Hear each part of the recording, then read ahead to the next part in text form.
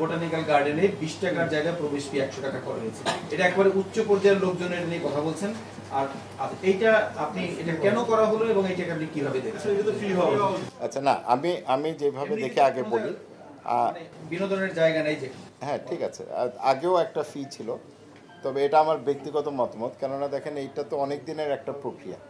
যেভাবে কাজ হয়, অর্থ মন্ত্রণালয় আমাদেরকে একটা টার্গেট দেয়, সেটা টার্গেটটা আমাদের মিট করতে হয়। তবে আমি মনে করি যে এটা আমাদের আবার একটু নতুনভাবে বিবেচনা করা উচিত। কারণ এক লাফে আপনি 20 থেকে 100 চলে যাওয়াটা, এটা আমার কাছেও মনে হয় মানে কিছুটা অযৌক্তিক। এত এত হওয়া উচিত না।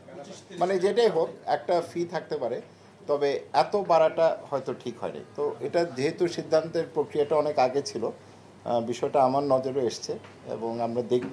আর আমরা এটাও জানি যে অর্থ মন্ত্রণালয় তারা যখন আপনার রেভিনিউর বিষয় আছে, তখন তারা খুব একটা ছাড় দিতে চায় না সব জায়গায়। তবে আমি মনে করি এটাকে বাণিজ্যিকভাবে দেখা উচিত না। এটার আলাদা একটা ভ্যালু আছে, মানে গাছপালা, পরিবেশ, পরিবাররা সেখানে যাবে। তো সেটা আমি জানি না কতটুকু সম্ভব হবে, তবে ব্যক্তিগতভাবে আমি মনে করি এটার পুনর্বিবেচনার দরকার আছে।